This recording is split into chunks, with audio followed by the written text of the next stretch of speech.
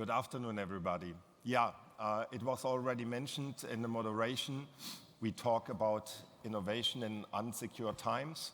I'm really happy to have Keith with me today, and of course also Sebastian. Let's quickly talk about what does it mean uncertain times. Do we have uncertain times? I believe that's no news for you. Yes, we have. We see unstable democracies. We see radical opinions. We see wars all over the place. We see tax regimes changing overnight, creating a lot of trouble for some companies, pushing others. So yes, we are in very uncertain times. That's absolutely clear. Now, if we look at school books and we check there, what shall we do in unsecure times? I mean, one thing is clear, and let me say out loud, we should not reduce innovation budgets. We should do a bet on the future. If we look at corporates, if we look at the startup world, exactly the opposite is happening, right? Like always, we do the same mistake over and over and over again.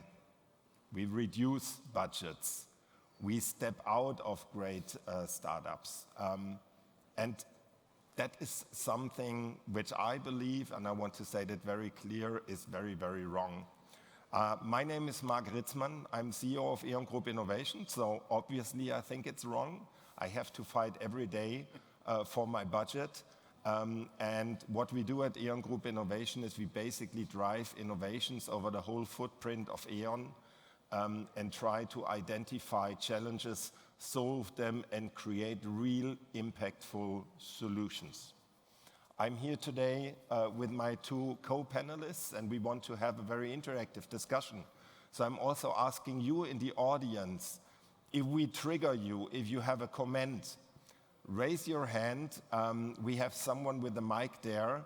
We would love to include you in our discussion. Let's come to my first co-panelist, Keith. Keith Norman is the Chief Sustainability Officer of Lyten. Lyten is a company that basically produces a new kind of battery. He can tell you much better what it does, but it is much more sustainable and much more efficient than current solutions. He spent over 20 years in the energy sector, working in different countries in the US and outside for ExxonMobil. And he also worked for Amazon quite a while. So, Keith, my first question to you is, energy is probably one of the most challenging sectors, right? We see a lot the energy transition, geopolitical tensions. How do you deal with this insecurity? Is that a problem for you and for a huge startup like Lyten? Yeah. So I think one of the things is that we made clear as we were building Lyten, and Lyten is just the 12 seconds on that. So we are a battery company building a battery called lithium sulfur that is, think of it as a higher energy density battery than lithium ion, but reduces about 85% of the mined minerals. So we can build these with locally sourced materials. Building and bringing a battery in the market is a 10-year exercise. And so from the start, we looked at this as you need to design for uncertainty. Over a 10-year period, we assumed one downturn is certain, two downturns is likely. And so you have to construct the business and every aspect of how you design it with the assumption that you're going to go face those challenges. And so I'll share maybe two ways that we did that in a very specific, maybe counterintuitive way. So number one, in terms of how we built the capital table, we, instead of getting investment from a small handful of large venture capital investors, so we've raised $550 million so far, we have 1,000 investors in the company. And no single investor holds more than 2 or 3% of the company. And part of that is because we knew we were going to have to pivot multiple times. And in a downturn, you almost certainly are going to have to pivot. But if you have a large investor, especially a large corporate VC investor, who has a very specific use case they invested in you for, it becomes very difficult to pivot through that uncertainty. And so we designed that right from the start so we could pivot. And then the second piece of that is how we looked at actually bringing the product into the market and not focusing in on one single industry, but actually building a product that would work across multiple industries. And so the reason we did that is so that we could, in those pivots, actually capitalize in a downturn, and when our competitors were struggling, we could actually go in and start buying assets and start to take advantage of that downturn. And so that's what we're doing today during the current environment, is we are buying up assets from other battery companies. I really like that, because sometimes I have the impression that we are a bit like a guy at the beach that watches the wave coming, and it's coming, and wow, it's getting bigger, and only when it breaks above us, we start running, right? And what I really like with your strategy to say, this is a 10-year strategy, so that means we will have some crisis, and to plan for it and to somehow figure out how you can get the maximum out of it, I think is already a good takeaway. Makes a lot of sense to be prepared for situations we're in right now. I would like to introduce now Sebastian Herzog to you. Sebastian is the co-CEO of HI. That is a Berlin-based consulting company. And he's responsible for innovation and ventures. HI is specialized on innovation, pricing, sales, and digital transformation. Before you joined HI, you have built up the innovation hub at Lufthansa and also led it for 12 years. Now, if I look at the focus of your consulting company, which is innovation, somehow growth, and we hear that now everybody is reducing budgets and stuff like that, are you out of business? No, luckily I'm not out of business, and we are not out of business. But I think what you said in the beginning is very true, that you really have to find clients, in our perspective, or find corporates who take innovation serious. And I think there are only two ways. The one is you look at innovation and think this is some fluffy stuff which you just cut budget whenever it's needed, and you just do it whenever there's some extra money. Or you have a very, very serious view in innovation and say innovation it's about surviving as a company. And I really believe this. And just to name one fact, if you look at the average age of companies in the S&P 500, this age is decreasing from year to year. 20 years ago, the average age of a company in the index was 37 years old. So if you take that as an average lifespan, you could say a company dies on average, in the age of 37. Now this number is down to 23. So on average, a company actually dies after 23 years. This is oversimplified because it is a number of being actually taken out of the index and not dying as a company. So a bit like rock stars, right? I think they have an average They're dying age of earlier? 30. Okay. So I think this is really the edge where you have to look at and ask yourself, as the owner of a company, as a founder, or as a strategy guy, just asking yourself, how do I actually survive? And if you then look at innovation, this is the serious part of it. And fortunately, we still find enough clients who have that view on innovation. An open question to the two of you, just triggered by what you just said. What does that say about big corporates that cut their innovation prices, that cut their innovation spends? Any view on that? I mean, does that mean that they basically give up?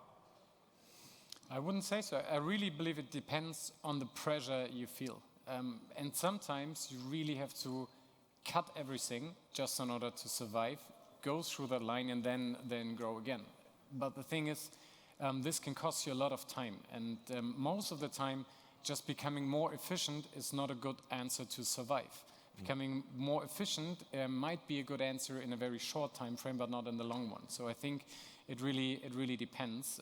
And what you should work on is, like, the way we look at companies is to say they always have two operating systems. The one manages the way the company operates today, and the other one tries to explore how things could be done in the future. And this is like the second leg you're standing on as a company. And if you cut that, you can still walk on one leg, but it's just way more difficult, I would say. So let me jump in. So coming from the perspective of a startup trying to bring a product to market and working with these big corporates, in the best of times, when innovation is booming and the market is booming, we found it incredibly difficult to work with a corporate at the time scales and the pacing and the decision making that we needed to be successful as a company who's raising money, burning money to get product to market. As the downturn has come in the market and that pullback, it has made those companies almost impossible to work with because it goes back to the uncertainty. Now their budget's uncertain. Well, we need to wait to understand if we're going to have that budget in our next cycle. Well, I can commit for the next couple months, but I don't know if I'll have the budget, so I can only commit for this year, but not beyond that. When you're bringing innovations that are multi-years, those cut those off immediately. And so I think that's maybe the challenge that we've seen trying to work with big corporates. Mm-hmm. I am representing a big corporate, and to share my 5 cents, I think it's not only a question about budgets, it's also a question about decisions and decision processes. So very often, a big mistake that corporates do is that they judge on innovations like they judge on the core business. They use the same metrics, the same logic. And if they do that, they systematically kill innovation, because obviously, I mean, 2 things every innovation has in common is it's the insecurity, right? I mean, and if you want secure returns, you don't bet on innovation, you bet on the stuff that you do on short term. And then it's, of course, the risk profile, right? One thing to overcome that also for big corporates like E.ON is to work with partners.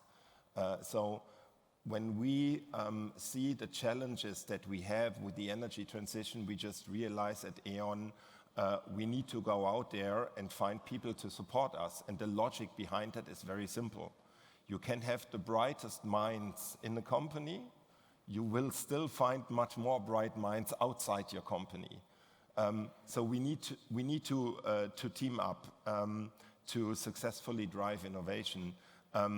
Sebastian, you work with a lot of corporates. Do you see any changes in how your customers approach the partnering topic? What kind of companies they work with, what companies they probably also abandon? Yeah, I think when doing innovation, you have more or less 3 ways of doing that. You can build stuff on your own.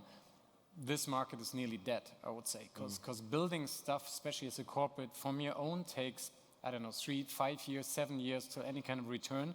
So this is why, and you're already smiling, most of the corporates we work with, they completely shut down all their building activities, whether they call them company building, innovation labs, whatever you call them, they're shut down or nearly shut down or reduced to the absolute minimum with avoiding the press release that it's being shut down. Then you have partnering and investing. With investing, it's very interesting. We've seen and we work together with corporate venture capital units who also really scale down their portfolios. They're not doing follow-on investments. They become nasty investors, probably as you described them. Where other ones very strategically try to conquer markets.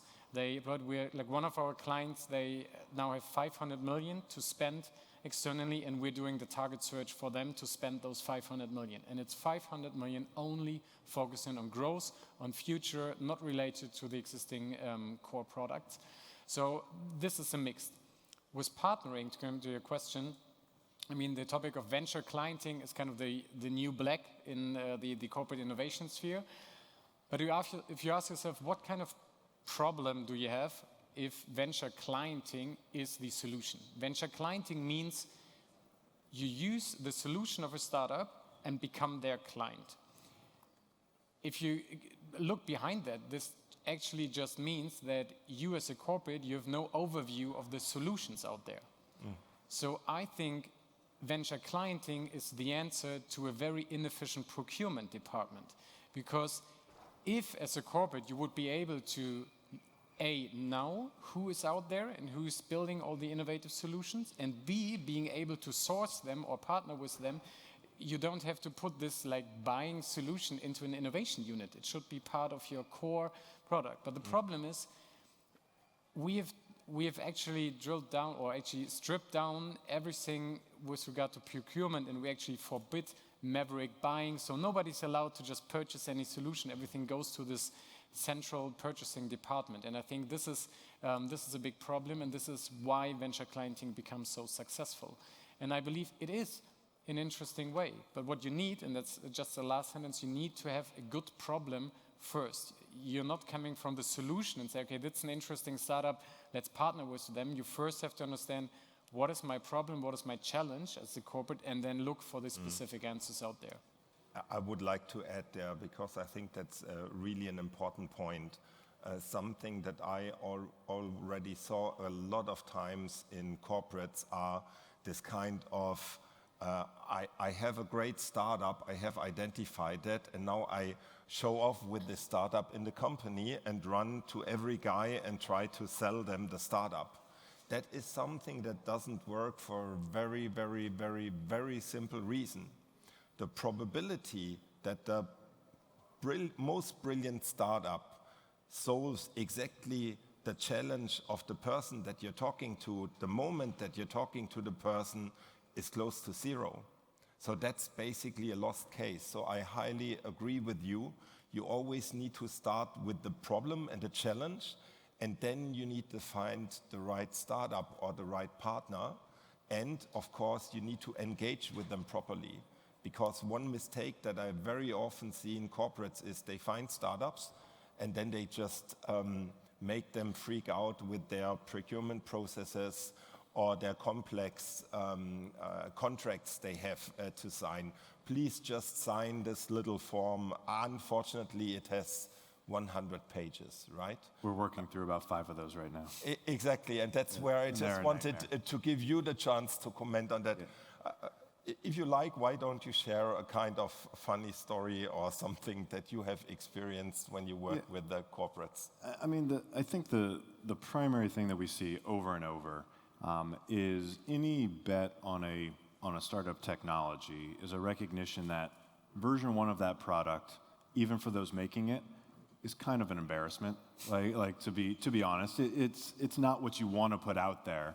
But you have to get that version 1 out, and you know that's the pathway to version 2 and version 3, and that's when in version 2 and version 3, when this thing can actually really kick butt and far surpass what's in the market. But that requires somebody to have that vision at version 1 and say, I'm going to bring this on, because if you can't sell version 1, you can't get to the version 2 that's a kick-ass product. Procurement doesn't buy version 1s of anything. They will go, well, this is the spec of the product that's been in the market for 40 years. Are you better than this spec? Are you not? If you're not, I don't want anything to do with you. That is the number one way to just torpedo innovation in a company. Because version 1 will not beat on every spec. It might beat on a couple. It's going to be lower performance on some other specs, but it has this potential to leapfrog in the future state. And so how to solve that problem is one that we try to explain this challenge constantly to corporates, and the response back is, yeah, no, we get it, but just talk to the procurement person, they'll handle that, and it never goes well.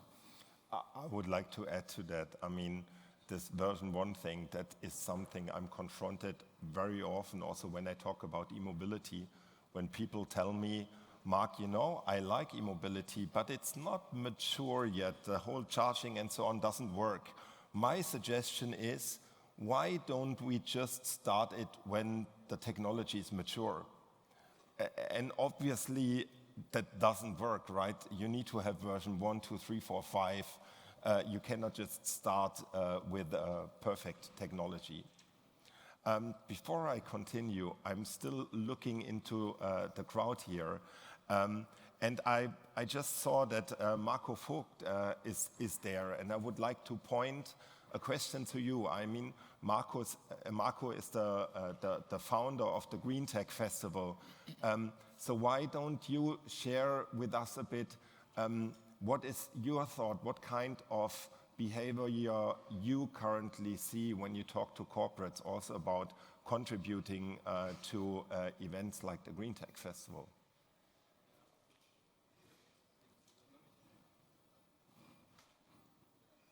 So we have a mic. You want to talk?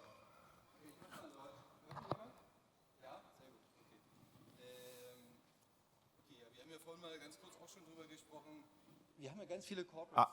Jetzt geht es. Oh wow, hallo. Dann versuche ich es nochmal neu.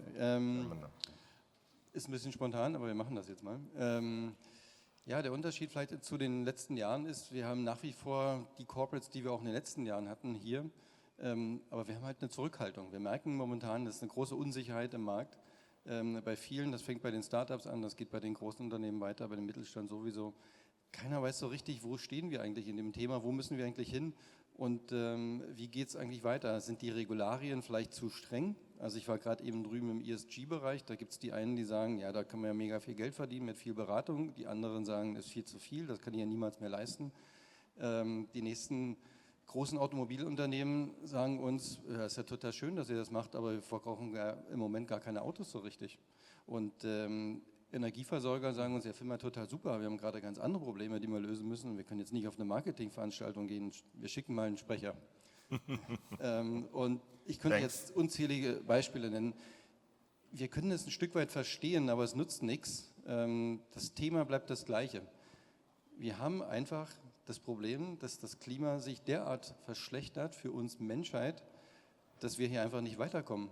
Also wir können noch so tun und das alles ignorieren, wir können uns hinsetzen und so tun, als ob die Wirtschaftlichkeit nicht gegeben ist, aber am Ende, die Menschlichkeit ist dann auch nicht mehr gesichert, wenn wir uns hier nicht alle irgendwie wirklich mal ein Herz fassen. Und ich rede nicht davon, werdet hier alle Sponsoren, darum geht es gar nicht, sondern lasst uns schauen, dass wir wirtschaftlich agieren, dass wir wirklich mit den Themen, die wir alle angeschoben haben, und in den letzten Jahren ist sehr, sehr, sehr viel passiert schon, das dürfen wir immer nicht vergessen, aber wir müssen weitermachen. Und ob wir hier uns in der Veranstaltung treffen und darüber reden oder woanders, es gibt 1000 Möglichkeiten, aber die Industrie muss was machen. Und ich weiß, das ist immer auch ein systembedingtes Thema und da braucht es halt auch Mut, aber insbesondere Mut vom mittleren, oberen Management und nicht nur das Top-Management. Ich glaube, da will man immer. Aber ganz oft ist es im Marketing dann doch wieder hängen geblieben und so, nee, wir machen doch wieder was anderes, wir nehmen die Fähnchen. Und das sind leider die falschen Fähnchen, die momentan gehisst werden. Okay, thanks a lot. Thank you very much for coming spontaneous here to the stage. Marco just talked also about do people have really the faith in it? Do they really have? Do they really want to try things? Which is also a mindset question. Do you have any thoughts on that? I mean, Keith, what kind of personality, what kind of people do we currently need to drive innovations? So I think to your question, do people want to try things? I fully believe they do. Just inherently, I think there's always that interest level. Could I do it more? So now it becomes can we make it safer for them to be able to go make that decision? Because typically what pulls it back is there's a risk there. There's a risk to my career. There's a risk of what happens if it fails. And we know that technology innovation comes with risks. They can't be decoupled from each other.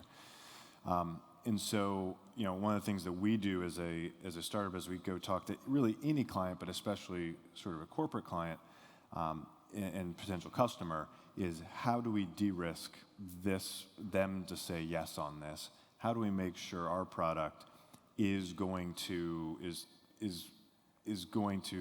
give them the opportunity to be successful and to show well to their boss? And one of those has been a very clear decision.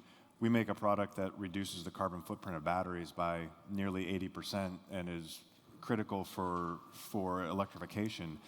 We rarely to never talk about that with customers because we know that scaling that and being successful with that product is not about the environmental impact, It's about building a lower cost battery with a cleaner supply chain and a simpler supply chain. So we can sell them on those features to go, okay, this is a smart investment just from a cost standpoint, from a risk management standpoint, and then that comes with it these other benefits. Without those benefits, I don't think we can get over the hump to get them comfortable to go make that choice. I mean, something I personally also realize, or let's say something I experience a lot in my company, is when we identify a great partner in the startup space and we want to collaborate, then the corporate antibodies come up and say, well, warning, we understand they are really great, but they are just a startup. We cannot afford the risk to work with them. What if they are out of business in 2 or 3 years? Is that a topic that you're experiencing a lot when you talk to your clients? Yes, I think risk is probably the most important word in corporate language. And what I realized, and I mean, I worked 12 years for Lufthansa myself, I realized that if you want to drive innovation by describing a world how everything could look like, this is now not the way how you get funding or how you get internal support or whatever. I think what is needed is to talk about the risk, and even making not a decision inherits the risk. Not doing the partnership, not testing, not trying out, it's a risk. So what we do a lot is also with our clients, we say, okay, let's take only the status quo, because my assumption is you're not changing, you're not acting, you're not doing anything. What's happening if you just stick to the status quo? And most of the time, this automatically leads to a very negative story you're then telling. And then you actually ask, okay, how do I escape that? And then you're actually comparing risks, because there is a risk of not doing anything. And obviously, there is a risk of testing a product, bringing something to the market, partnering with a company which might go bankrupt in the next 12 to 18 months or whatever it is. But you're comparing risks. And this is something in the corporate environment which they're used to. They have risk managers. Managing a company is about managing risks. And this, again, takes the whole topic of innovation on a very serious level. It's not about look at how fancy everything could work in like 20 years or 10 years. It's about managing risks today. But you have to be able to describe and even calculate the risks of not acting. And most of the companies don't do it, even in like strategy. If they do strategy scenarios, they always do like, if I go left, if I go right, if I go that way. One scenario is, what if I just do not decide? And we know that a lot of corporates, they tend to not decide.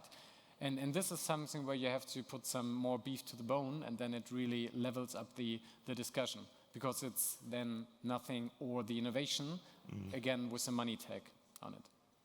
Yeah, I mean, that's, sorry, I have to smile again, because something I also experience from time to time, right? You go into decision board, you have a long discussion, and then finally you go out and you realize there was no decision. And there is nobody punishing people for not doing a decision. But if you do a bold decision that is wrong, then you have to deal with the consequences in a corporate. And I fully agree, especially in times of insecurity, that is something that we need to change. Now we're coming to an end. Probably a last short question to the two of you, personal, because both of you made a huge transition, and change is something which is also important in unsecure times. You changed from an oil major to a startup. How did you manage that? So I had a long conversation with my wife that our lifestyle might change just a touch, and then I lied to her about how much risk we were actually going to take. So I think that's a key piece of this, I think. I joke, but that actually is the reality of when you're making these big changes. So I spent 17 years as the executive at ExxonMobil. But when I came home, I very much would talk to my children and my wife about the energy transition and how we need to move to renewables, and I'd go to my job and go try to produce as much oil and gas as possible. And I'd come home and say, yeah, but I'm trying to do it in the most sustainable way. And one day my wife just turned to me and said, if you play that part for 10 hours a day, when are you just that part? I just don't know if I believe you anymore. And I was like, ooh, that was pretty insightful. And so I think the real result there was to just jump and cut off and jump in as a late 30s person with 2 kids and peak expenses. It's not an easy decision to make. I'm so happy I've done it. I'm now, almost 8 years into this journey. But it came with just massive uncertainty that sometimes you just have to go jump and take it. And that would be my urge. If you have that inkling, jump. I have to end now. I see the time. Sorry, I would love to also get your answer. I mean, guys, let's take away. We should really take a bit more risk. Sometimes, probably lying also helps. But I think one thing that we learned also from Marco is cutting down budgets, stepping out of innovation is definitely the wrong way. So be bold and plan also on the dips, and then you will also be successful in innovation in the future. Thanks a lot. Thank you. Thank you.